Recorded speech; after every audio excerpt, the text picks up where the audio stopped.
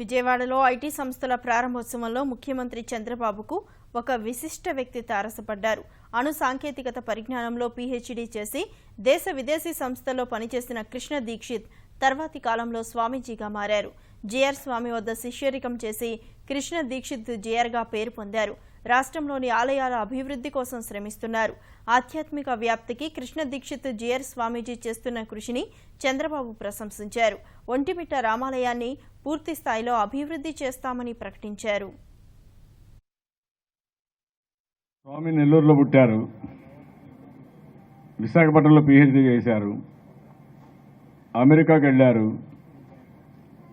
Radiology ఆంకాలజీలో అక్కడ 30 ఏళ్లు పనిచేశారు, అనేక ఇన్నోవేషన్లు చేశారు.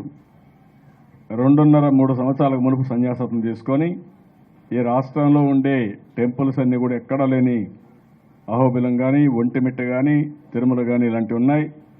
నేను స్పిరిచువల్గా రిలీజియస్గా పనిచేయాలనే ఉద్దేశంతో వారు అన్నీ వదులుకొని ఆ నాలెడ్జ్ని రిలీజియస్గా స్పిరిచువాలిటీకి ఉపయోగించడానికి వచ్చారు. ఇది గొప్ప విషయం. సర్వాన్ని త్యాగం చేశారు. మామూలుగా ఆ స్టేజ్కి వెళ్ళిన తర్వాత ఇంకా ఏదో చేయాలని తప్పనుండిపోతారు తప్ప ఇలాంటి ఉదాత్తమైన కార్యక్రమం కోసం వచ్చారు. వారి ఆశీస్సులు ఎప్పుడూ ఉండాలి.